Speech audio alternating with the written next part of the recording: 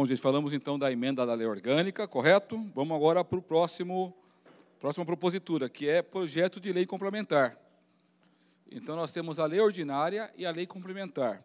Qual que é a diferença entre elas? A lei complementar está no artigo 42, parágrafo 2º da lei orgânica, e ela tem um caráter de complementar a lei orgânica. Na própria lei orgânica, dispõe as leis que são complementares e vários dispositivos, assim como na Constituição Federal, Constituição do Estado.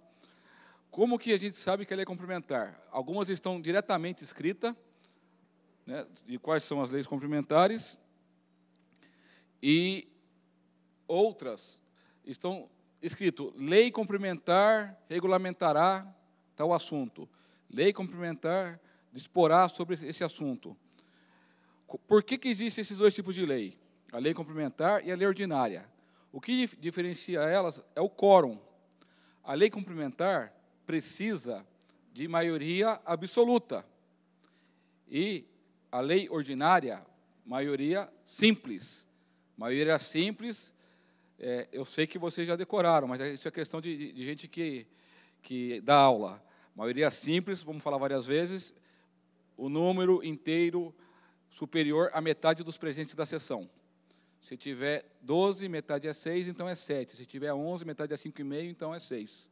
Então, essa é a diferença da lei ordinária de quórum, né? A diferença enquanto vereança. Por quê? Ela, por ser uma lei complementar, no caso da lei complementar à lei orgânica, ela já exige esse quórum maior. Perfeito?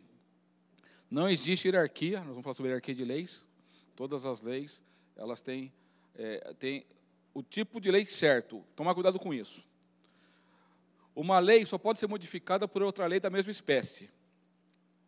Então, por exemplo, eu já vi município que a lei orgânica, o prefeito não tinha um quórum de 12 votos, né, no caso, se fosse aqui, ele apresentou uma lei ordinária. Não pode, juridicamente está errado.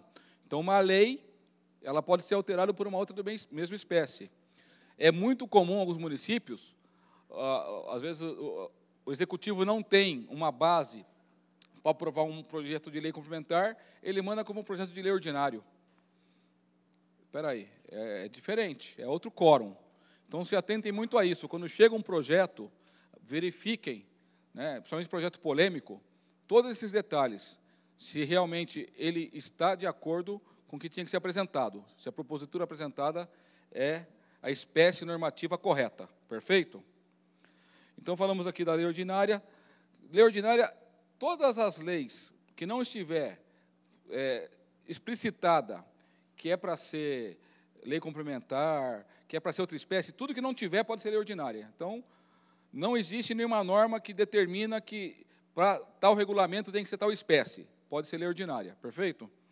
Se não tiver na complementar ou se não for emenda à Constituição. Porque não tem um rol de leis ordinárias, tem um rol de leis complementares. Então, o que não for complementar é ordinário. Perfeito?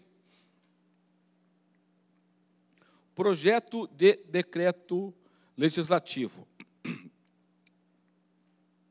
O projeto de decreto legislativo é uma norma jurídica que também não vai para a aprovação do prefeito, ela é feita pela Câmara, aprovada pela Câmara, promulgada pela presidente e gera efeitos na cidade como um todo.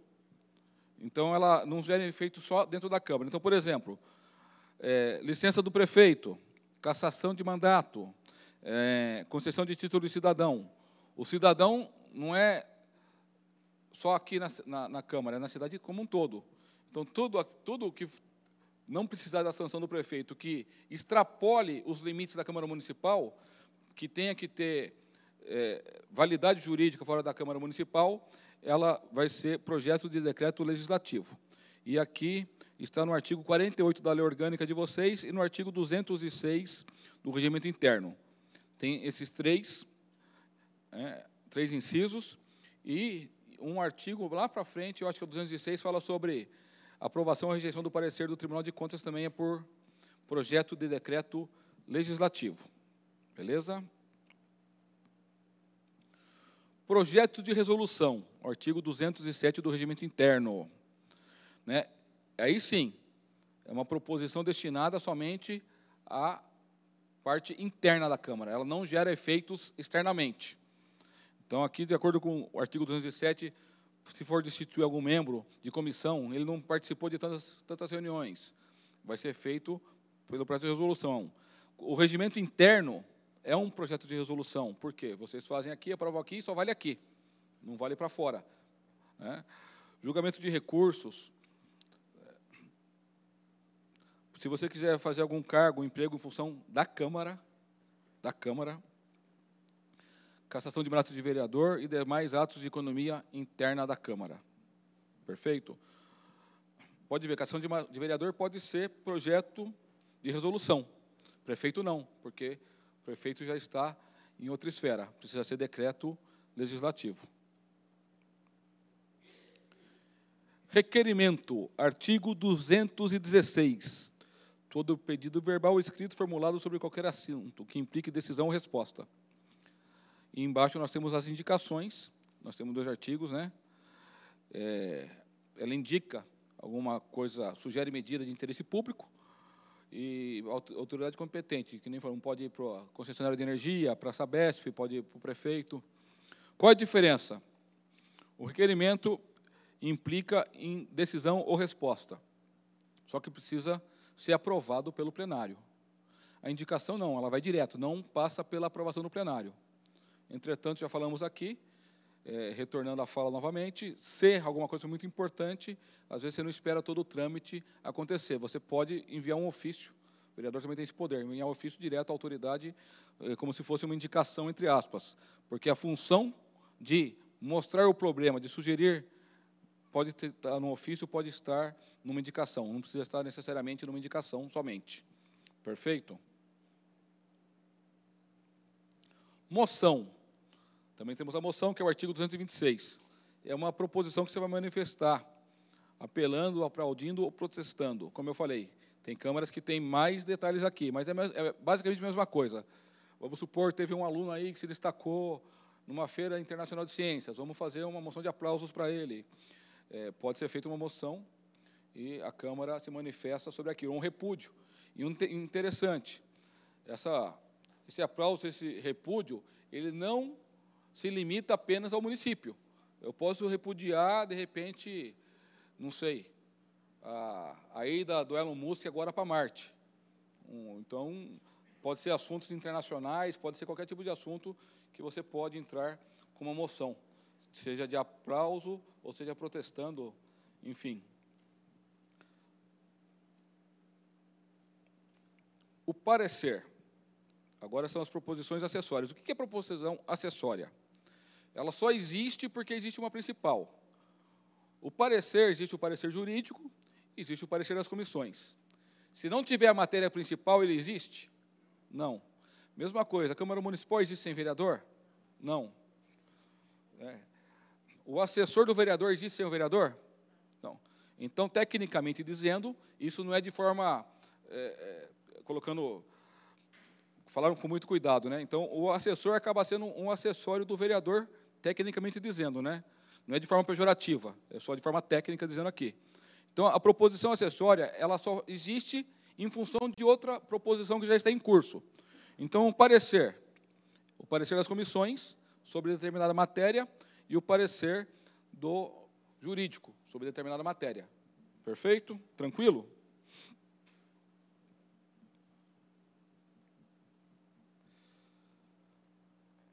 A proposição, o parecer das comissões, também está no regimento interno de vocês, mas isso também é em todos. Eles são divididos em 3 partes: a exposição da matéria, a conclusão do relator, o relator dá a conclusão dele. Nessa conclusão, ele vai falar sobre se é constitucional ou inconstitucional. Tem alguns lugares que permitem também que ele fale sobre a redação técnica. Aqui está falando sobre a legalidade, se ele está dentro da legalidade, constitucionalidade ou inconstitucionalidade. Embora a legalidade, você pode dizer que ele não está seguindo a legislação técnica, a redação não está correta. Muitas vezes, no afã de fazer uma lei, acaba fazendo uma redação apressada. É muito comum a prefeitura fazer isso. Isso em todos os municípios que eu fui. Está com muita pressa, urgência, não deu atenção no tempo certo por determinados fatores, manda. Daí você vai verificar lá, dá dúbia interpretação. Tem alguma coisa que você não consegue entender direito. Então, você pode até opinar sobre a redação. E opina sobre aprovação ou rejeição total ou parcial da matéria. E a decisão da comissão, ela vai para a assinatura. Tem que ter pelo menos 2 assinaturas para ser válida a assinatura do relator. Se alguém entender que não, eu sou da comissão, não concordo com esse parecer, pode fazer um parecer em separado. Então, eu faço outro parecer, né, diferente do parecer dessa mesma comissão. Então, se ela for favorável, eu sou contrário. Se ela for contrária, eu sou favorável. E você justifica o porquê.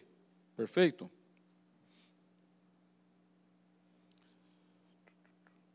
E aqui também é interessante, ó, no regimento interno, está dizendo que constará de 3 partes. Eu ia pedir para voltar um minutinho só. Está vendo aqui em cima? 3 partes. 3 partes. Só que aqui tem 4. Tem uma a mais. Ele pode oferecer substitutivo ou emenda. Nós vamos mais falar para frente sobre isso aí, que o vereador também pode oferecer substitutivo ou emenda. Substitutivo, que é o próximo agora. O que é substitutivo? Você, um projeto de lei, de decreto legislativo e resolução, alguém apresentou. A comissão, um vereador, entende que tem que mudar muito, está muito mal redigido, poderia ser muito melhor. Então, eu apresento o substitutivo. Olha, em vez de a gente deliberar sobre esta propositura, sobre essa lei, sobre esse projeto de lei, sobre esse projeto de decreto legislativo, sobre esse projeto de resolução, eu proponho substituir por esse. Então, o substitutivo é raro ser usado, mas já vi alguns pouquíssimos casos acontecer. Tá? E, além do substitutivo, nós temos as emendas. A emenda, assim, uma parte do que foi apresentado, eu quero alterar. Então, essa emenda ela pode ser supressiva. Quero tirar esse artigo, esse inciso, essa linha. Não concordo. Ela pode ser substitutiva. Eu quero substituir o que está escrito aqui. Ela pode ser aditiva, né? Ou ela pode realmente modificativa, né? Modificar o artigo que você também quiser. E tem subemenda, uma emenda da emenda. Isso é muito difícil de acontecer. Eu acho que eu nunca vi até então, nunca ninguém me falou o que aconteceu. A pessoa faz uma emenda, daí você quer mudar a emenda dessa pessoa ainda, né? Porque geralmente uma emenda já foi mais planejada, mais pensada. É difícil alguém apresentar subemenda, mas existe essa possibilidade no regimento interno aqui de Santana. Beleza? Agora vamos lá para a prática. Um pouquinho da prática. Processo legislativo, nós temos a iniciativa, tem uma discussão, vai ser a deliberação, sanção ao veto, promulgação e publicação. É assim que essas são as etapas. Iniciativa é quem vai propor uma nova regra jurídica. Então, temos que ver primeiro se a competência é privativa ou exclusiva do prefeito ou não. Não é. Ela é concorrente, então ela pode ser do vereador também. Então, o vereador pode apresentar. E temos que ver ela também, não só na esfera União, Estado e município. Se ela compete à União, se ela compete ao Estado ou só compete ao município. Vamos falar com mais detalhe também após o almoço. A competência da União está no artigo 22 da Constituição Federal, dos Estados, no artigo 24 e 25, parágrafo 1, e a competência dos municípios está no artigo 30. Então, vamos lá, vamos ver a iniciativa. Compete ao vereador, ao Poder Legislativo, propor, né, essa medida, essa nova regra? Sim. Essa nova norma jurídica? Sim, compete. Tanto na esfera entre executivo e legislativo, como nas esferas federal, estadual e municipal. Então, compete, você pode propor. Tá? Interessante aqui, como estávamos falando, né, na próxima slide, a concorrente cabe à população e ao prefeito e aos vereadores. A exclusiva ela é reservada ao prefeito. Então, por exemplo, a lei orçamentária, quem tem que propor? Executivo. O vereador não pode. A lei de diretriz orçamentária, a lei orçamentária, tem várias legislações que compete somente ao prefeito. E interessante, o vereador não tem nenhum que compete ao vereador. Existem alguns, poucos, né? Que é... Falar que não tem nenhum, tem pouquinho, né? Tem, por exemplo, você tem que fazer uma lei no final do mandato, antes das eleições, sugerindo o subsídio para o próximo mandato, do prefeito, vice-prefeito, secretários, isso é competência do vereador. Então, o vereador acaba também tendo, sim, alguma competência exclusiva nesse caso, mas é bem menos do que do prefeito. E tem uma vinculada. Na verdade, o vereador tem uma vinculada, não é nem exclusiva, vinculada. A lei obriga que seja ele. Então, não tem jeito. Você tem que fazer todo o mandato, você tem que fazer essa lei para o subsídio do prefeito, vice-prefeito e secretários. Uma vinculada. Né?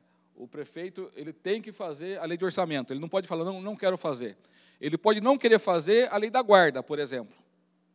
Mas a lei orçamentária, por leis que existe na esfera federal, ele é obrigado a apresentar. Perfeito?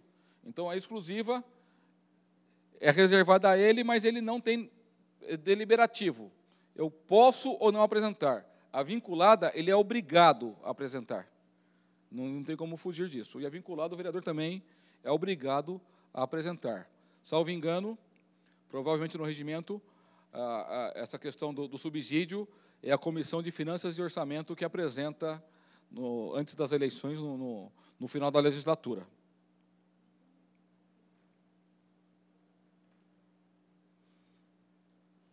Aqui nós temos algumas que competem ao prefeito, matéria orçamentária, disciplina de servidores públicos, criação, transformação ou extinção de cargos, funções de emprego público, né, plano diretor, secretarias ou departamentos. Já pensou? Eu falo assim, numa casa que você tem bastante filhos, se todo mundo for, todos adolescentes, crianças e adolescentes, todo mundo for realmente mandar no orçamento da sua casa, como vai ficar?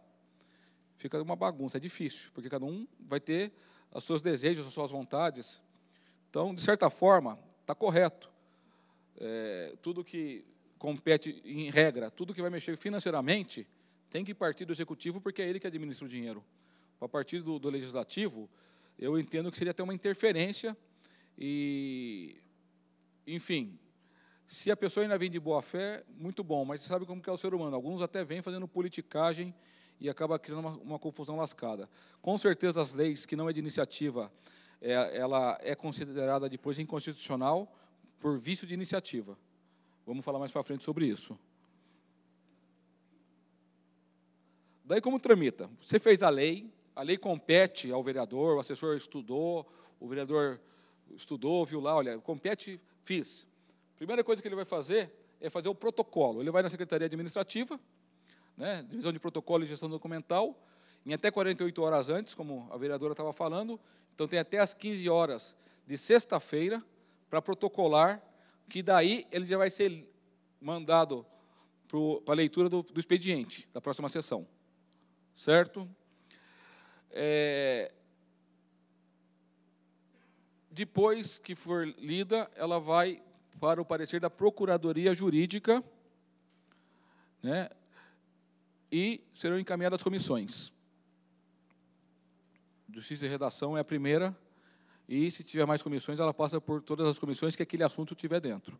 Tiver o tema, né, na propositura, tiver aquele assunto, compete à comissão. Então, protocolou, foi para a leitura, depois vai para o despacho das comissões. O artigo 231, o presidente tem o prazo de 3 dias para encaminhar às comissões permanentes o projeto, né, a propositura, que, por natureza, deve opinar sobre o assunto. Chegou na comissão. Daí,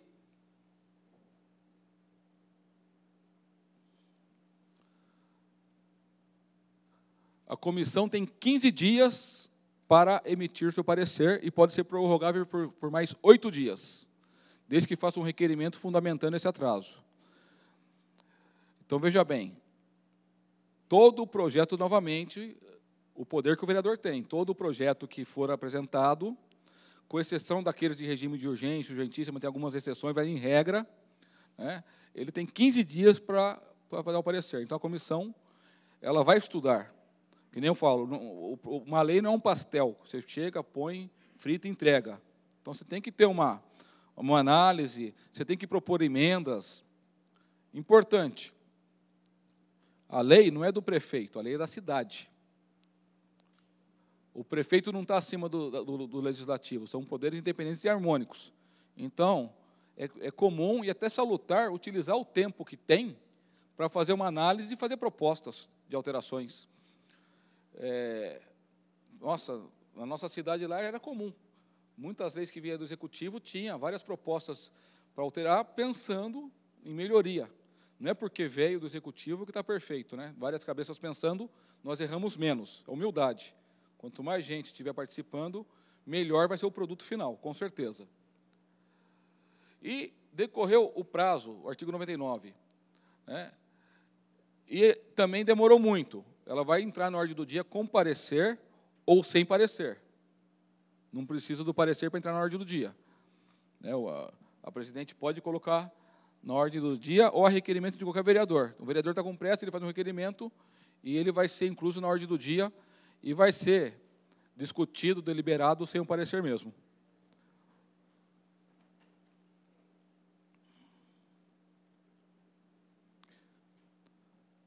Ordem do dia. Artigo 164. Ela também tem que ser organizada 48 horas antes da sessão, salvo, né, a ordem do dia da sessão ordinária, né?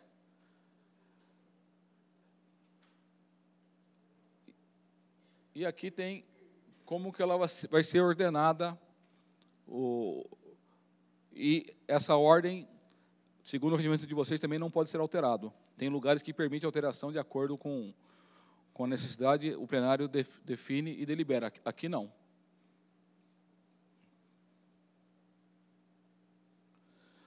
Daí, ordem do dia. Como começa? Começa na discussão. Então,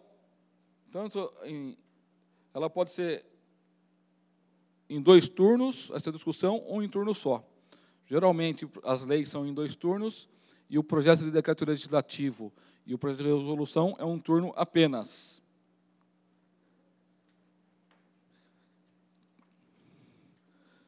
Agradecer aqui a presença do vereador Aguinaldo Moreno. Obrigado pela presença, vereador. Satisfação.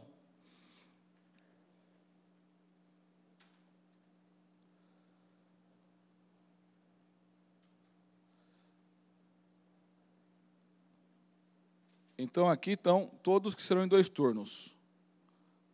Lei orgânica, 2 turnos. Os projetos de lei complementar. Uma discussão, perdão. Apenas 2 discussões. Plano plurianual, LDO, Lei de Diretrizes Orçamentárias e Orçamento. Os projetos de codificação seriam um código, vamos juntar todas as leis num código único, e todos os projetos que dependam de 2/3. As demais proposituras têm somente uma discussão, mesmo que tenha 2 votações, perfeito? Nós estamos aqui em discussão ainda, me confundi. A discussão, ela tem uma só ou 2. 2 são nesses casos que estão elencados no artigo 240 do Regimento Interno. Beleza? Durante a discussão, o vereador pode pedir um à parte. O à parte é a interrupção do orador, e esse à parte, ele tem que ser cortês, e ele, aqui, em Santana, ele é de 1 minuto. Pelo que eu entendi, a vereadora pode até ajudar, aqui em Santana, ele desconta do tempo do orador, tem lugar que não desconta. Aqui, por exemplo, se o orador tem 7 minutos para falar e alguém perde o à parte, esse tempo do à parte continua contando no tempo dele. Então, aqui, quem está na tribuna, às vezes, ele nega a parte, porque, às vezes, ele tem tão pouco tempo para expor a matéria, que ele pode, o à parte não é obrigado a ser dado, ele pode ser negado também. E, obviamente, de forma cortês, explicando o porquê. Olha, meu tempo está curto, não vou conseguir concluir. Então, não tem obrigação de conceder o à parte. O à parte pode ser pedido. Agora, concedido depende de o que cada um entende. 7 minutos parece pouco, mas é bastante tempo, muitas vezes, né? E, às vezes, não é nada. Dependendo da matéria que você vai discutir, 7 minutos é insuficiente. Você tem que pedir para o orador o à parte, você não pode fazer a partes constantes, paralelos, né? Como eu falei aqui, para não virar um mercado de peixe, fica até feio, né? E não pode ser aparteado o presidente, o orador que fala pela ordem, ele está falando pela ordem, alguém pede uma parte, não pode ser aparteado, explicação pessoal ou declaração de voto.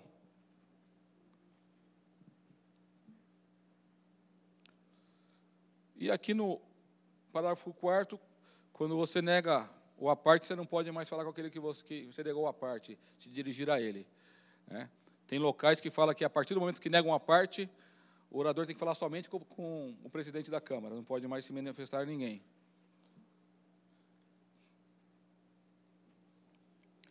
Novamente, no próximo aqui, é vedado ao vereador, durante a discussão, a parte, utilizar a palavra, usar com finalidade diferente da alegada. É muito comum, no momento do calor, no momento da discussão, a pessoa começar a falar de outro assunto que não é aquele que está em pauta. Falar sobre matéria vencida, já falamos aqui. Se você ficar falando de matéria que já foi discutida, já foi deliberada, principalmente as polêmicas, deu aí 9-8, vai ficar falando sobre essa matéria, cada um colocando seu ponto de vista, suas conclusões, suas convicções, durante um tempo, né? Então, a presidente aqui, no caso, ela corta. Usar linguagem própria, ultrapassar o prazo que compete, a parte é 1 minuto. Então, 1 minuto só, e deixar de atender às advertências do presidente. Foi para a discussão. Terminou a discussão, entra na votação. A votação está no artigo 248. É aí que o plenário vai manifestar a sua vontade, né? Cada vereador tem o direito do seu voto, né? E quando entra no momento de votação, quando o presidente declara encerrada a discussão, ou quando já entra na votação, subentende-se que está encerrada a discussão já é matéria vencida. Então, eu quero discutir. Desculpa, a matéria é vencida, já perdeu o prazo. Você tinha que estar mais atento, ser manifestado no momento correto, perdeu o prazo, não tem mais direito. Então, não adianta espernear, não adianta, né? Até porque as regras, geralmente, em todos os lugares que eu vou, são bem seguidas, se não se dá exceção para um, por que ter o regimento, correto? E um detalhe aqui que eu também só vi nessa Câmara, como eu falei para vocês, eu vi mais de 120 regimentos, o vereador, ele não pode deixar de votar, mas ele pode se abster. Mas por que isso? Aqui eu verifiquei que todas as votações são no painel, também é uma coisa diferente, inclusive as votações simbólicas. Então, geralmente, nos outros lugares, as votações simbólicas não são no painéis, elas são, permaneçam como estão, está aprovado, os contrários fiquem em pé, daí cada lugar tem a sua forma, que aqui também tem, caso o painel não funcione. Também está previsto no regimento interno de vocês. Mas, enfim, ele tem que votar. Ele não pode não votar. E, se ele não quiser, ele pode se abster. Ele pode votar favorável, contrário ou abstenção. E se a votação que ele participou, ele tiver interesse direto dele, de algum familiar muito próximo, se a votação dele for decisiva, né, pode ser anulada essa votação. Então, já aconteceu, caso na minha cidade, que o vereador ele se absteve porque tinha familiar interessado naquela deliberação. Então, se ele poderia votar? Poderia. Mas se o voto dele fosse decisivo para aprovação, pena de nulidade. Mas, por receio, hoje nós temos um problema muito grande com o poder legislativo, né, com o poder judiciário, com o legislativo, que vai lá e a gente não sabe o que o promotor pensa, o que o juiz pensa. Então, por receio, ele preferiu se abster, embora ele poderia ter votado também. Está aqui.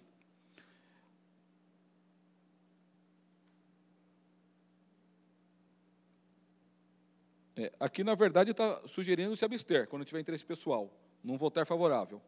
Então, se abstém e você não vai ter nenhum problema, com certeza, de alguém tentar entrar com uma nulidade dessa votação. Então, a votação são de dois tipos.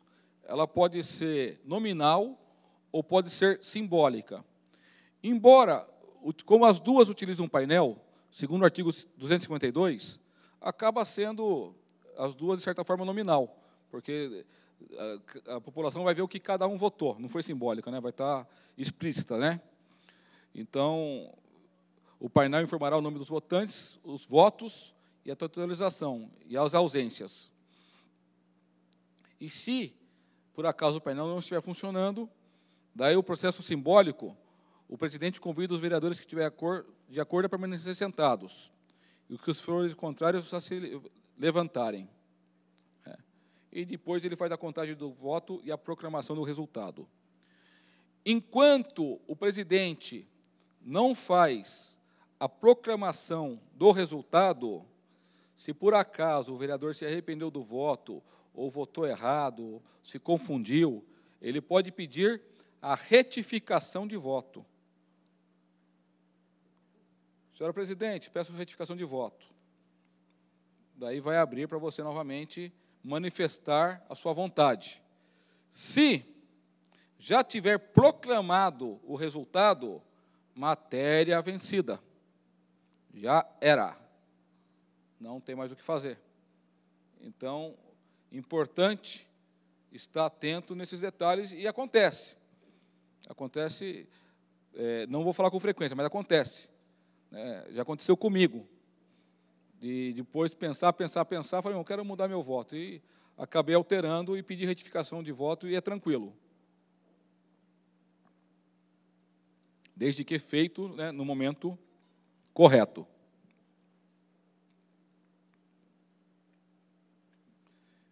A votação nominal, ela é obrigatória quando vai falar sobre o parecer do Tribunal de Contas, sobre a composição das comissões permanentes e todas as proposituras que exijam quórum de maioria absoluta 2/3. Então, simbólico pode ser somente nas leis ordinárias, decretos legislativos e resoluções, projetos de resoluções. Nós falamos do quórum diversas vezes, né? E aqui nós falamos agora sobre o quórum de exceção. Então, tem o quórum de aprovação, maioria simples, absoluta e qualificada, e ele também pode ser um quórum de exceção. Veio um parecer do Tribunal de Contas. Novamente, é um parecer prévio, não uma decisão. O Tribunal de Contas não decide. Ele decide, infelizmente, em relação ao Legislativo hoje. Em relação ao Executivo, ele dá um parecer prévio. Quem vai decidir é a Câmara. Então, veio um parecer do Tribunal favorável às contas do prefeito. Para esse parecer, para vocês entenderem que a conta é contrária, precisa de 2/3, de 12 votos. E mesma coisa, veio um parecer contrário do tribunal.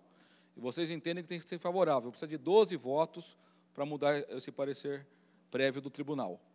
Então, embora vocês decidam, é um quórum bem alto para fazer a mudança daquilo que eles opinaram, que eles dão uma opinião técnica. A decisão compete ao Poder Legislativo. Novamente, né, sendo chato aqui, o Poder Legislativo tem bastante força. O vereador, por ser uma parte, menos, mas o Poder Legislativo é o poder idêntico, né, no mesmo patamar do Poder Executivo. Obviamente,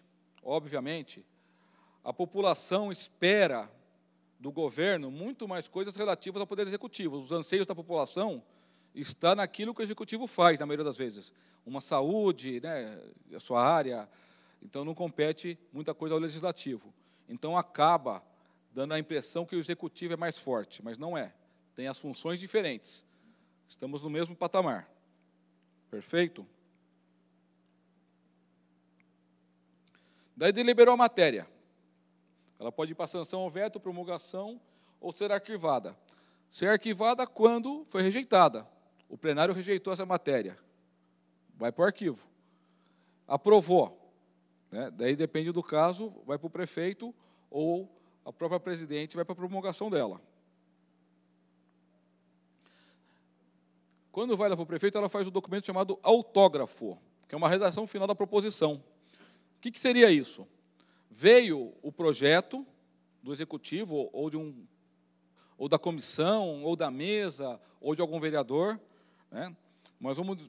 Daí foi feito algumas alterações através de emendas que foram aprovadas, ou não, ou volta de forma igual. Mas como que o pessoal vai adivinhar lá na prefeitura, no caso, quando vai para o prefeito, ou até aqui? É feito um documento dizendo como foi a deliberação aqui da Câmara. Então, foi deliberado dessa forma. Ó. Então, a lei é essa, com essa emenda, ou esse substitutivo, enfim. Daí, esse autógrafo, né, ela é enviada para o prefeito, no caso das leis que necessitem a aprovação dele, né, ou rejeição dele. Ele tem o prazo de 10 dias para ser feito. Então, assim, muito atentos, vereadores. Foi aprovado uma lei de sua autoria, né? Você pode ter um controle para verificar se, durante esses 10 dias, realmente chegou esse autógrafo lá, porque tem tudo prazo. Senão, às vezes, fica aí... É comum, principalmente a volta para a Câmara, barrigar, ficar um tempão. Então, da Câmara para o prefeito, no caso, 10 dias para ser enviado o autógrafo. Está no artigo 263.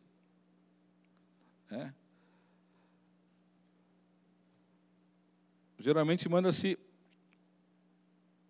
registrado em livro próprio, como diz aqui, e a mesa não pode recusar-se a assinar o autógrafo, mesmo que você não concorde. Isso é interessante, às vezes, né? Às vezes o vereador pega a birra e fala, agora também não vou assinar, não. Você tem a obrigação de assinar. É decisão do colegiado que foi contra o que você pensa, mas você tem a obrigação de assinar. Você não vai falar, agora não assino também. E a mesa aqui, nós vimos que ela é bem ampla, composta de 5 membros, né? Então, eu não sei como que é, se exige a assinatura dos 5, mas se exigir, os 5 tem que assinar.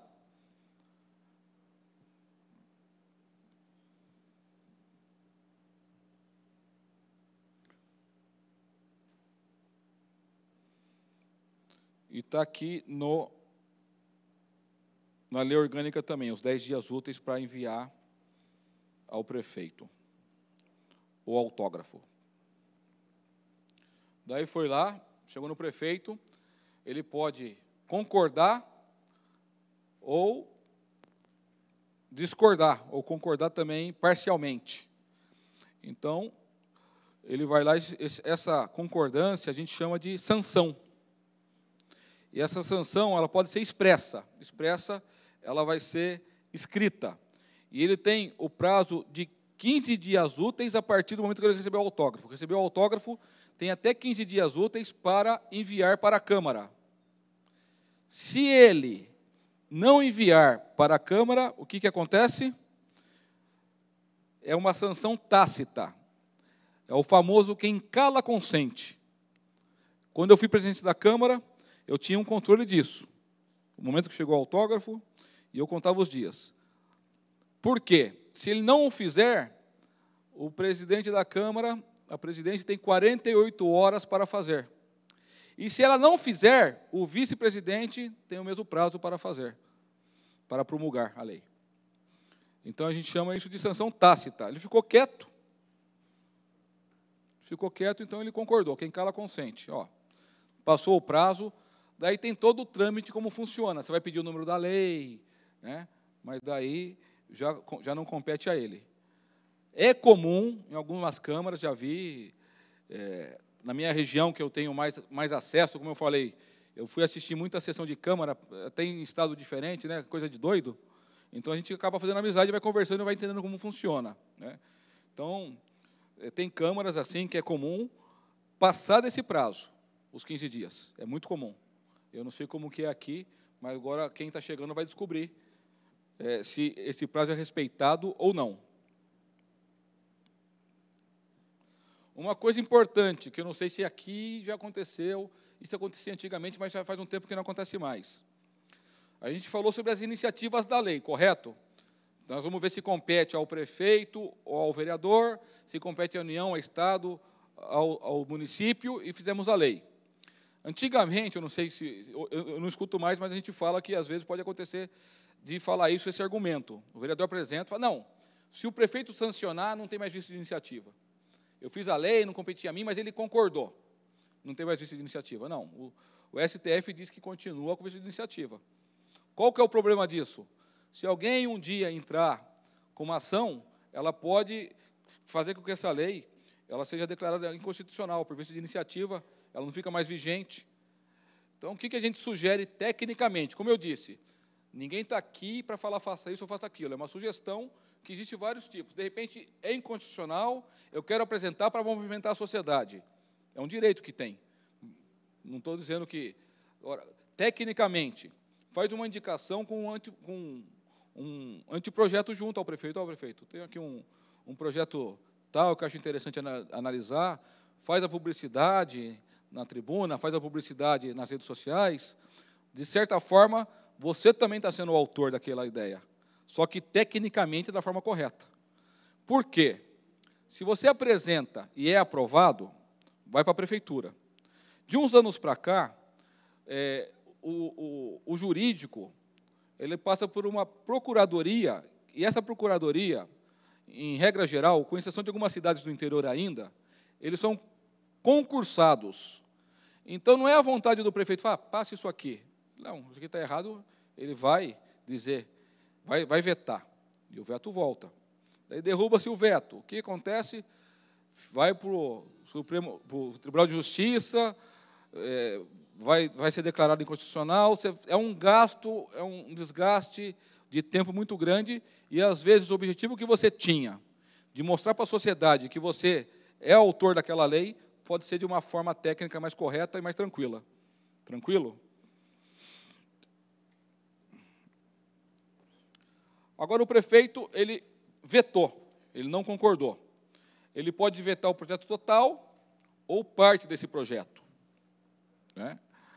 E quais os fundamentos para esse veto? Pode ser jurídico, pode ser, esse projeto é ilegal, tem vício de iniciativa, é inconstitucional, não compete ao município, ou pode ser político, que a gente chama da vontade política dele, que o prefeito ele tem o poder discricionário e o poder vinculado, nós vamos falar sobre isso também. E o poder discricionário dele, ele fala, olha, eu acho que isso aqui não é o momento dessa lei ser aprovada, ser colocada em prática. Então, ele pode fazer por dois fundamentos o veto. Não precisa ser ilegal. Ele também pode entender que não é de interesse público naquele momento aquela lei, e vetar também.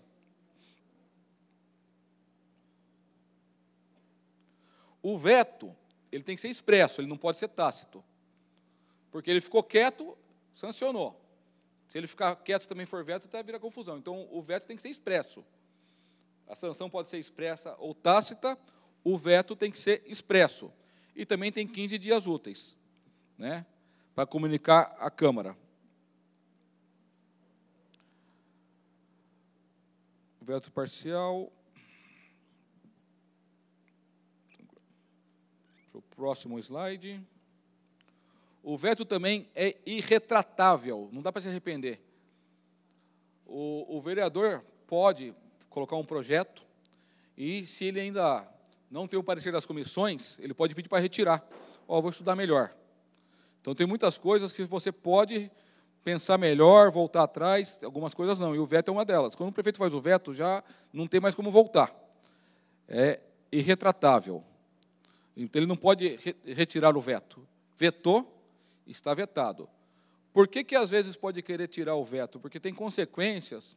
Quando um projeto é vetado, ele não pode, para ele ser apresentado novamente na mesma sessão legislativa, tem que ter uma quantidade de assinaturas apoiando. Então, a sessão legislativa é aquele período de 1 ano. 4 sessões legislativas faz a legislatura. Então, só pode ser apresentado novamente no próximo ano. Agora, o veto ele não é finalístico. Vetou, volta para a Câmara. E a Câmara pode aceitar esse veto ou pode derrubar. Aqui, para derrubar o veto, necessita da maioria absoluta dos votos. A maioria absoluta é metade, o número inteiro superior à metade dos membros da casa. 17, metade é 8,5, então o número inteiro, 9. Precisa de 9 votos para derrubar o veto. Se tiver 8-1 para derrubar o veto, não derrubou. É o que a gente chama de quórum de exceção, como foi dito agora há pouco. Quando o veto chega, os vereadores têm 30 dias para deliberar. Se não deliberar, já ouviu falar aqui no Senado que tranca a pauta? Enquanto não deliberar esse veto, não pode votar mais nada, com raríssimas exceções que está no regimento. Então, o veto tem força. Se demorar para deliberar, vocês vão ter esse prazo, vai ter a pauta trancada até ser deliberado para poder votar outros assuntos.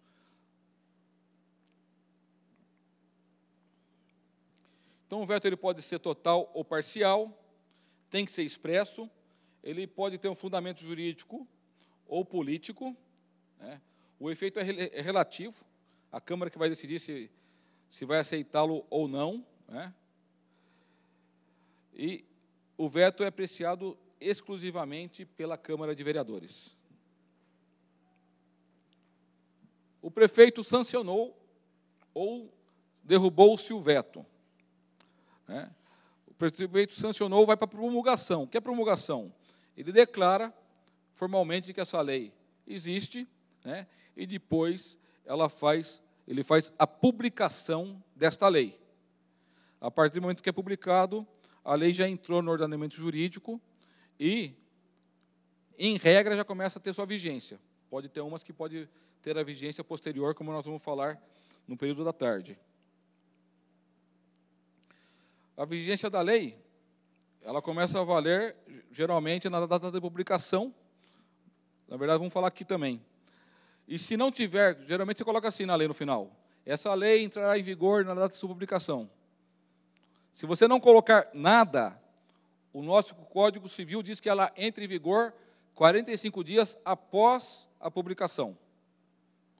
Ou se uma lei, ela for uma lei que cria muito impacto, você também pode colocar que essa lei entre em vigor em 180 dias. Essa lei entra em vigor, enfim, o prazo de vigor dela pode ser maior. Lei que crie imposto ou aumenta o imposto, exige uma coisa chamada princípio da anterioridade. Ela não pode criar um imposto para seja cobrado de imediato, né? Ela tem que ter pelo menos duas regras. Ela tem que ser criada num ano, para começar a valer no ano seguinte, e ela tem que ser criada para ser cobrada pelo menos de 90 dias após a criação, para dar tempo das pessoas se prepararem, que a gente chama de noventena.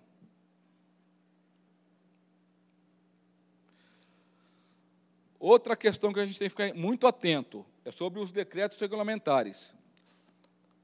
Nós falamos que tem lei que precisa ser complementada, que está na lei orgânica, e a maioria das leis, ela não é autoaplicável. Uma lei autoaplicável seria se ela tivesse todas as condições. Então, como que ela vai ser aplicada? Geralmente, o prefeito regulamenta ela. Ele informa, passo a passo, como que essa lei vai ser colocada em prática, dá os detalhes dessa lei. E isso a gente chama de decreto regulamentar. E esse decreto regulamentar, aí também que eu falo, é um pulo do gato. Bom ficar atento de verdade. Assessoria, vereança, né, o pessoal técnico, por quê? Ele tem que regulamentar a lei existente. Né? Ele não pode inovar. Ele não pode criar uma nova norma. E isso, às vezes, acontece. Ele vai regulamentar a norma existente.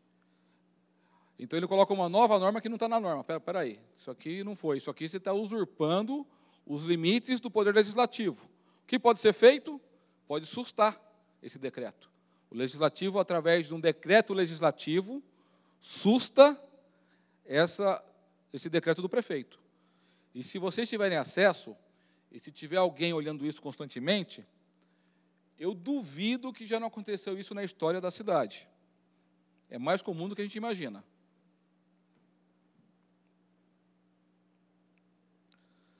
Daí, derrubou-se o veto, mas o procurador ainda entende que ele é inconstitucional, porque ele já deu parecer, ele vai entrar com uma ADIM, ação direta de inconstitucionalidade. Manda para o Tribunal de Justiça e tudo aquilo que existe atrito, que alguém procura a justiça, é ela que vai determinar quem está certo. Antigamente era pelo mais forte, depois começou o Estado, né, hoje é o Estado, pela organização do Estado, a tripartição dos poderes, o Estado que vai dizer quem tem razão, total ou parcial. Que também pode ser declarado inconstitucional somente uma parte da lei, não precisa ser toda. Já vi isso muitas vezes. Então, às vezes, essa parte é inconstitucional, a restante continua valendo.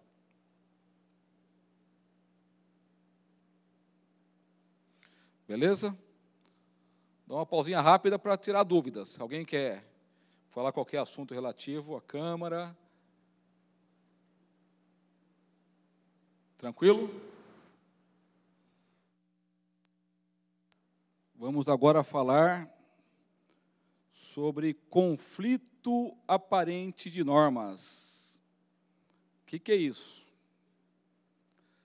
Muitas vezes, e isso é mais comum do que a gente imagina, quando você vai estudar para fazer uma lei, ou quando você lê o próprio regimento interno, você vê, às vezes, numa parte do regimento interno, pode estar falando uma coisa, e na outra parte fala uma coisa que, aparentemente, é antagônica.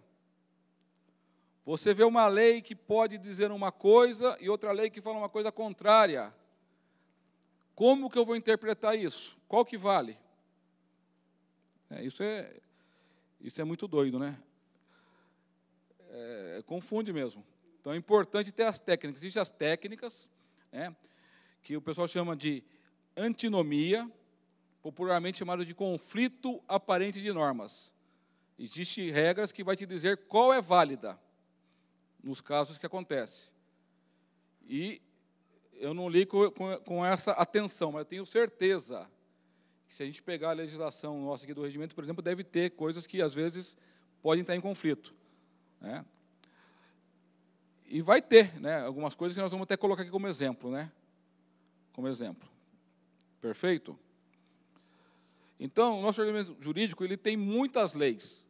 O nosso povo brasileiro é muito criativo. Vai fazendo uma lei atrás da outra. Congresso, se for ver o número de leis que nós temos no nosso país, é uma coisa assustadora. Assustadora, é muita lei. E acaba, uma, com certeza, conflitando com outras.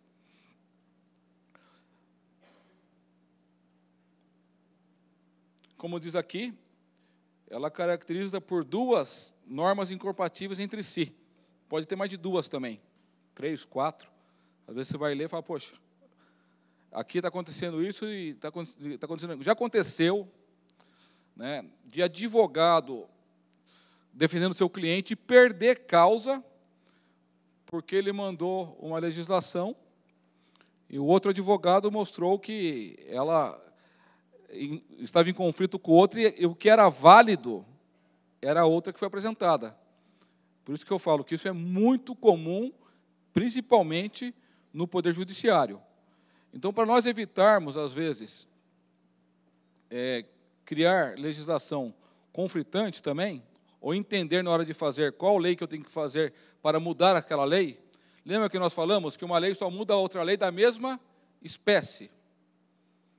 Então, não adianta você querer mudar uma lei orgânica com uma lei ordinária, uma lei complementar com uma lei ordinária, com decreto. Isso não tem, mesma espécie. E também, entendendo aqui, você vai entender, no caso desse, qual das leis que eu tenho que alterar para atingir o meu objetivo. Tá joia? Então, vamos lá. Colocamos aqui uma questão da antinomia, né? O Código de Norma Militar, por exemplo, prescreve obediência incondicionada às ordens superiores. E o Código Penal, ele proíbe certos atos. Daí tem uma ordem do capitão lá, por exemplo, para fuzilar uma pessoa. Então, nós temos duas leis e, naquele momento, aquele pedido, uma lei é antagônica à outra, correto? O Código Penal tem punição em caso de morte, né? E a lei, o Código Militar, obediência incondicionada. Então, é normal uma norma que proíbe a fazer algo, né, e outra norma que obriga a fazer algo. Qual das duas que nós vamos se submeter, né?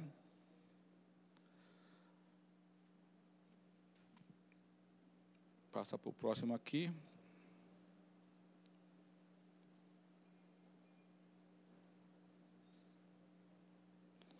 Vamos, por favor, isso, critérios de superação. Então, tem 3 formas para analisarmos qual lei daquelas está valendo, tá? E essas 3 formas, esses 3 princípios, ele pode ser hierárquico, cronológico ou de especialidade. Então, assim que nós vamos eliminar esse conflito aparente de normas. Por que aparente? Porque é só aparentemente. Através dessas regras, você elimina esse conflito. Hierárquico. Ele pode ser entre os entes federativos, daí, novamente, a competência. Vamos ver. Tem uma norma aqui, por exemplo, do município falando uma coisa e uma norma federal falando outra. Qual norma vale mais? A federal, a estadual ou municipal? Olha que interessante. Dependendo do caso, a norma municipal vale mais do que a federal e a estadual, porque depende da competência. Nós temos agora, por exemplo, a questão da gratuidade de ônibus. Então, tem uma lei, se eu não me engano, quando eu falar de gente aqui, eu não estou falando de forma pejorativa, não, se falar de Bolsonaro, de Lula, de Dória, é só tecnicamente, tá? Me falaram agora que o Dória mandou para a Assembleia e foi aprovado um projeto que a gratuidade para os idosos é 65 anos, não é mais 60. Tem município que tem uma lei dizendo que a gratuidade é de 60 anos. Qual lei está valendo?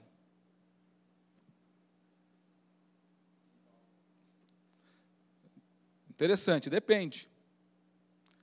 Se for intermunicipal, é o Estado que responde. Se for linha municipal, o que vale é a lei do município, e acabou. Que está aqui na Constituição, no artigo 30, nós vamos mostrar que uma das competências do município é sobre o transporte, é essencial o transporte público. Então, por exemplo, esse é um conflito aparente de normas. Que teve, por exemplo, no curso de jornalismo Jandira, o pessoal, a empresa aqui já quer cobrar, não pode. Consulta o seu jurídico, verifica por quê. É de competência municipal, tal coisa. Então, primeiro que você vai ver, qual competência que é? No artigo 30 está as competências do município, a 22 está do Estado. Agora, é sobre lei penal. Não adianta, é competência da União. Por favor, vereadora.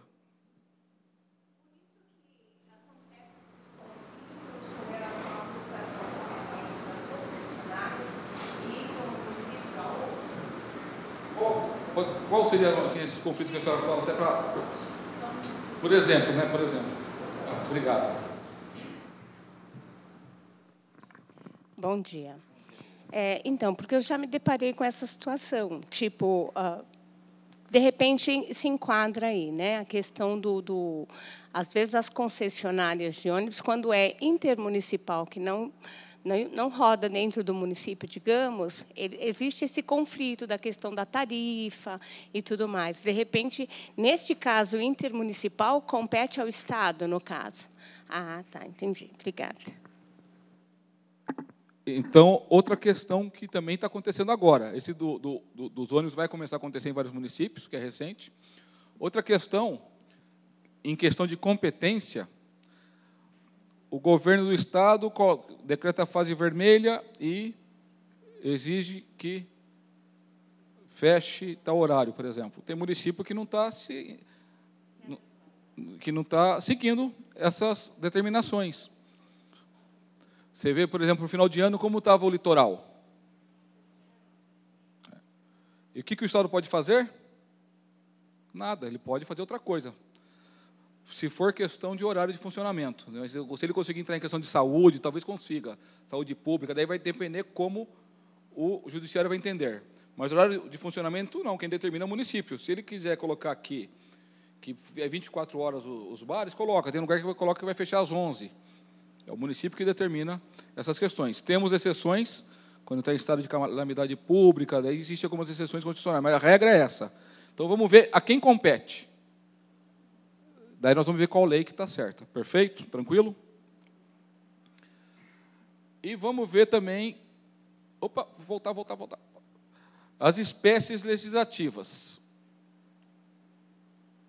Então, por exemplo, se tiver na lei orgânica, a lei orgânica ela tem hierarquia. Ela está acima das outras leis. Acabou. É a lei orgânica que compete. Ficou fácil, né? Essa lei é maior, derruba a menor. Acabou. Se tiver em uma outra lei, de novo você vai ver competência. Essa lei é de competência de lei complementar, daí tem uma lei complementar falando uma coisa, uma lei ordinária falando outra. Se ele é competência de lei complementar, a competência estaria na lei complementar, não na ordinária. Então, quando você pega as duas, você vê, as espécies são diferentes.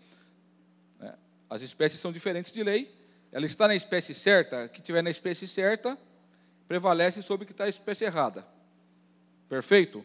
O antifederativo, quando for ente federativo, União, Estado, Município, Distrito Federal, vai estar na Constituição que compete a cada um. Quando for em espécie de lei, vamos verificar se está na espécie correta.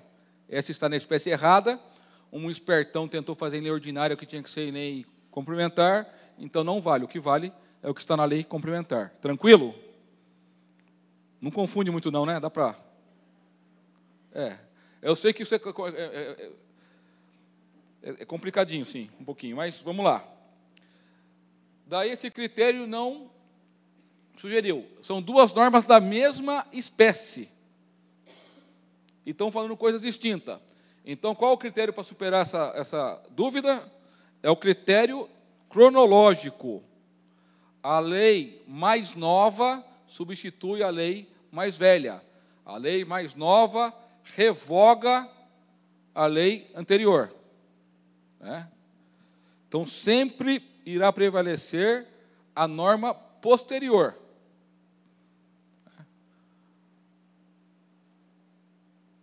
Está isso no Código Civil, artigo 2º da Lei de Introdução do Código Civil.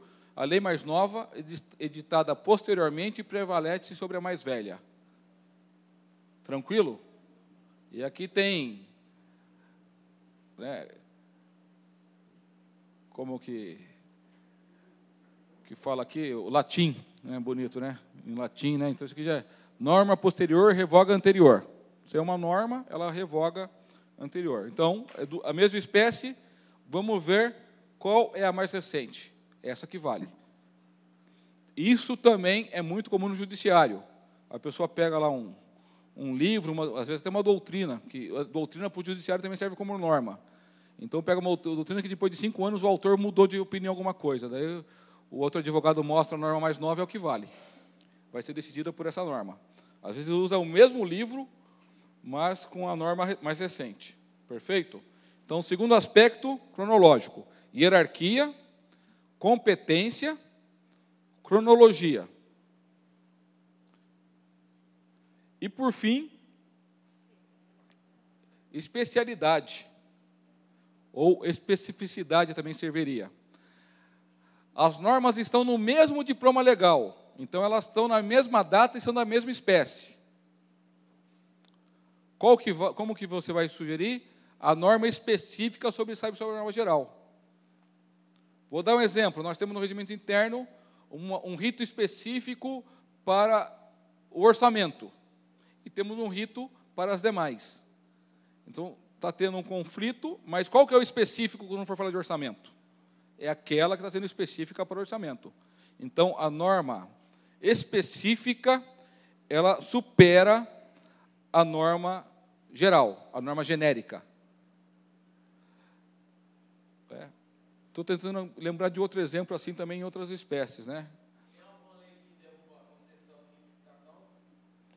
de licitação? Por exemplo, lei de licitação, nós vamos até verificar, ela é de competência exclusiva da União.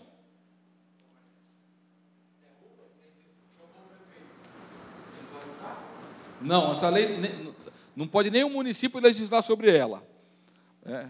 Não pode. A lei é federal, válido para toda a União, então é de competência, está no artigo 22 da Constituição, inclusive.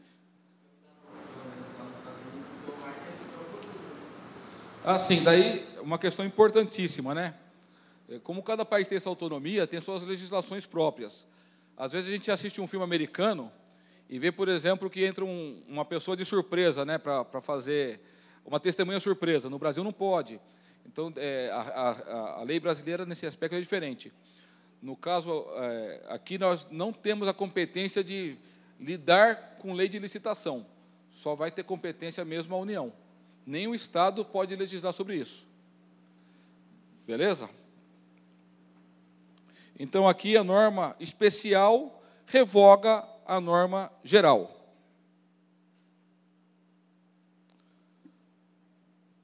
Daí nós temos... Aí, agora vamos complicar bastante. Mais um pouquinho. Você fica entre critério hierárquico e critério cronológico. Tem uma lei mais nova, né? E tem uma lei que ela está em hierarquia maior. A hierarquia é maior e tem outra mais nova dizendo ao contrário. E aí qual que vale? E aí é complicado, né? Quando tem hierarquia, sempre a hierarquia prevalece. Então, essa lei é maior, ou essa lei é da espécie correta, essa aqui vale. Então, ela prevalece sobre a mais nova. A Constituição pode ser uma lei mais nova falando o contrário. O que prevalece é a hierarquia. Nossa lei aqui, a lei orgânica do município, o que prevalece é a lei orgânica do município. Por isso que a gente fala que a hierarquia é de extrema importância na análise da legislação. Tranquilo?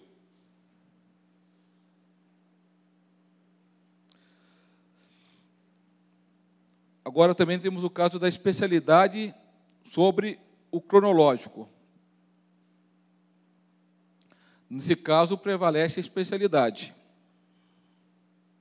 Tem uma lei especial, uma lei específica, o Código Militar. No caso que for militar, pode ter uma outra lei, né, mais nova, que a especial vai prevalecer, porque é específico para aquele caso. Tranquilo? Mais ou menos, mas é... Então, a regra especial prevalece sobre a regra cronológica. Tranquilo?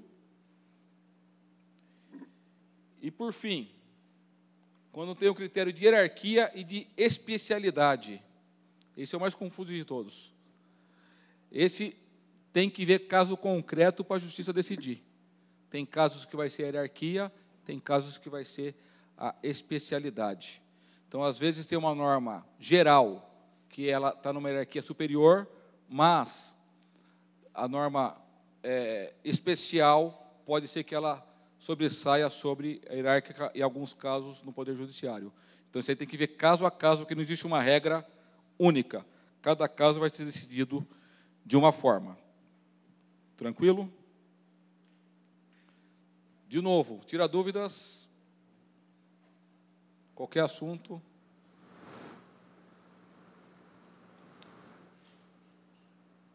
Beleza?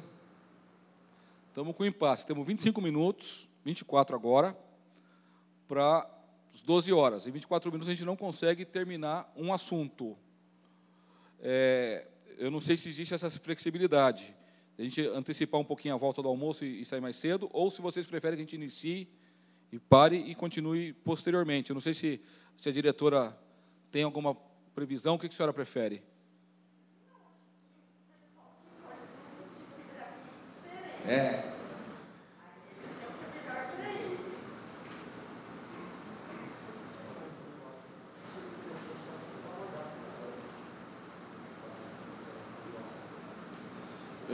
Os assuntos agora são um pouco mais compridos, assim, um pouco mais longos.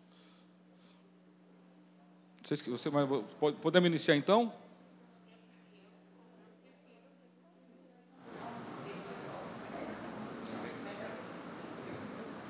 Perdão, aqui, eu não escutei com máscara.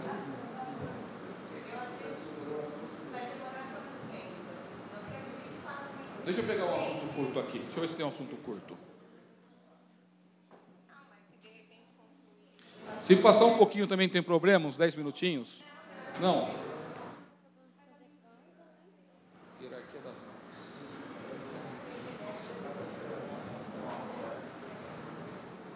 Então vamos lá. O que é isso? O Congresso Nacional, ela já colocou, né? Eu ia perguntar qual que era para cima e qual que era para baixo. Mas já saiu aí. Câmara Federal, né? E o Senado.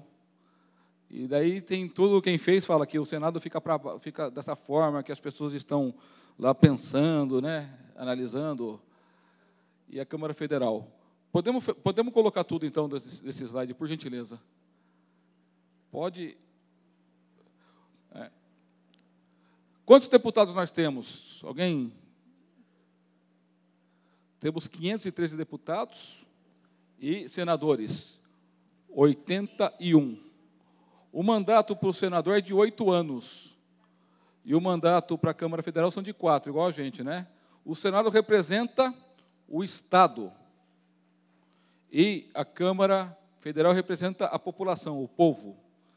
Tanto é que o Senado tem 3 senadores por cada Estado. Não existe Estado mais importante do que o outro. Então, todos têm o mesmo peso. Já a Câmara Federal não, ela tem quantidade de deputados federais diferente de cada estado, certo? O sistema de eleição do senador é majoritário, quem tem mais voto é eleito. O sistema de votação da Câmara Federal é como de nós vereadores, de vocês vereadores, proporcional. 81 senadores e 513 deputados. Para falar sobre hierarquia de leis, existem várias teorias, né? Aliás, a teoria que mais utilizam é essa mesmo, a pirâmide de Hans Kelsen. Mas existem várias formas de falar. Tem gente que coloca essas denominações aqui, normas constitucionais, supralegais, legais. Cada autor, às vezes, coloca nomes diferentes, nomenclaturas diferentes. Mas isso acaba sendo relevante. O importante é entender o princípio. Eu utilizo esse. Por que eu falo isso? Porque, de repente, vai pegar um livro e vai, poxa, mas é diferente do que outro livro falou. Sim, só que o princípio continua o mesmo. Perfeito? Então, a nossa lei número 1 é a Constituição Federal. Isso não tem dúvida de ninguém. Deixa eu abrir aqui também.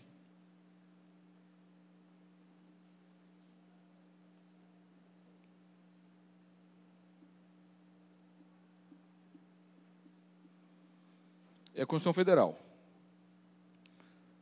Então, na hierarquia, nada pode ser contra a Constituição, porque ela vai prevalecer sempre. Né? Vamos para o próximo. Uma emenda constitucional, quando ela é aprovada, ela tem o mesmo valor da Constituição, bem como uma emenda à lei orgânica, quando aprovada, tem o mesmo valor que a lei orgânica. Então, o projeto não tem o mesmo valor. Aprovado, ele já insere-se no ordenamento jurídico e tem o mesmo valor. Perfeito? Nós falamos sobre quórum, né? O quórum qualificado no Congresso Nacional é 3/5, aqui é 2/3, né? Lá precisa de 3/5, né? Desde 2004, teve uma alteração na Emenda Constitucional 45, e todo tratado internacional de direitos humanos, ele também tem o valor de Constituição. Então, cada vez que o Brasil ele é signatário de um tratado de direitos humanos de 2004 em diante, esse tratado ele também tem peso de Constituição numa questão de conflito de normas aí. Tá joia? O segundo nível da pirâmide que eu coloquei lá são os tratados internacionais que foram feitos antes de 2004. Por quê? Como funciona um tratado internacional? O presidente da República vai lá, assina a intenção de fazer que o nosso país faça parte desse tratado, só que não para por aí. Ele tem que voltar e tem que ser ratificado pelo Legislativo. Então, ele tem que pensar muito bem o que ele vai assinar para depois não ser reprovado aqui, que seria uma vergonha, né, para o país. E, de 2004 para cá, em diante, esse rito, esse processo legislativo federal, ele segue o rito de uma emenda constitucional. Por isso que ele tem o peso de emenda constitucional. Antes disso, ele seguia o rito de um projeto de emenda de uma lei ordinária. Então, ela fica numa outra esfera. Então, por isso que ela não tem o mesmo peso. Os tratados internacionais feitos antes de 2004. Depois nós temos o terceiro nível, que são as leis em geral. Aí nós temos as leis ordinárias, né? A lei complementar. Não existe hierarquia entre a lei ordinária e complementar. Tem alguns autores que defendem que existe hierarquia, outros não. Eu estou junto com esses que não. Existe competência. O que compete a uma é uma coisa, o que compete a outra é outra coisa. Então, existe, de repente, a pessoa colocou em lei ordinária aquilo que não era para ser em lei ordinária, era para ser lei complementar. Na União também existe a medida provisória, né? A medida provisória, ela tem força de lei, e ela começa a ter vigência imediata. Assim que o presidente da República publica, já está valendo a medida provisória com força de lei. Existe todo um trâmite, né, para a gente ser mais breve, não vamos dizer aqui, que ela também depois tem que passar pelo Congresso para virar lei. O Estado e o município não podem editar medida provisória, somente a União. Beleza? Temos também, só na federação, a lei delegada, também não é muito utilizada. O Congresso dá o poder ao presidente para fazer a lei, né? Isso era uma coisa também que veio lá de muito atrás, esses princípios que hoje não são utilizados. Então, é uma delegação específica, não é uma delegação genérica. Eu dou uma delegação específica para fazer determinado tipo de lei. Mas, com a medida provisória, nem tem porquê ter uma lei delegada, né? A última que teve aqui foi em 1992.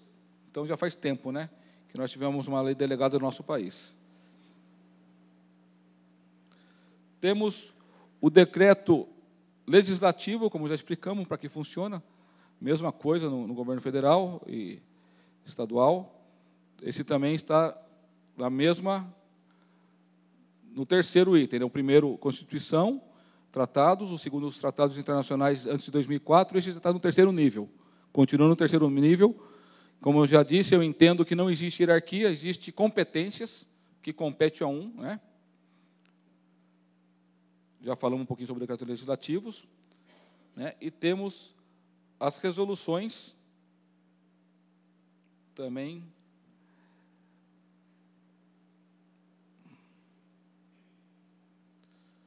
E temos os tratados internacionais. Importante dizer que nós temos dois tipos de resolução. Uma resolução que é aprovada pelo plenário, e lá também existe uma resolução da mesa, que, embora acaba tendo o mesmo nome, a tramitação é diferente, né? Regulamentação. Daí, esse ato administrativo, sim, está abaixo. Daí nós temos as normas infralegais. Daí, sim, os decretos regulamentares, instruções normativas, memorandos, portarias, eles estão abaixo dessas normas. Então, novamente, decreto regulamentar é o decreto que vai regulamentar, vai detalhar uma lei. Ele não pode estar acima da lei, está abaixo. Ele não pode criar uma lei, está abaixo, né? Portarias, Geralmente é utilizada para nomeação, instruções normativas, também não pode, tem que estar abaixo todas essas legislações que nós fizemos. Então, também, se tiver um conflito de normas, vamos verificar se for uma norma infralegal, né, ela está abaixo das demais normas acima. E, por fim, as demais normas. Geralmente são normas de direito privado. Então, um contrato entre as partes, né, pode dizer como tem que estar, está no piso, né, na parte inferior. Decisões judiciais, contratos, regimentos de clubes, por exemplo, eles têm que estar abaixo da lei. Não pode ter um contrato de compra e venda, né, o contrato do banco que esteja contra uma lei, porque na ordem jurídica e hierárquica está abaixo. Tranquilo? Então, voltando aqui, mais uma vez, mais uma. Perdão, depois dele tem mais uma, acho, não tem? Mais para frente. Eu coloquei a pirâmide de novo, depois do tirar dúvidas. Isso. Temos as normas constitucionais, né, as supralegais, que para a gente não tem muito interesse, as normas legais, né, infralegais e as demais normas. Tranquilo? Eu falei aqui rapidinho para dar tempo de a gente sair para o almoço, não estourar o horário de vocês. Tá joia? Alguma dúvida também, painel tira dúvidas? Tranquilo? Tranquilo, gente? Então tá bom. Podemos então parar agora? Agora falta 10 minutos. Então, a gente volta às 13 e já inicia a segunda etapa, tá bom? Agora vamos falar como elaborar uma lei. Beleza? Até já.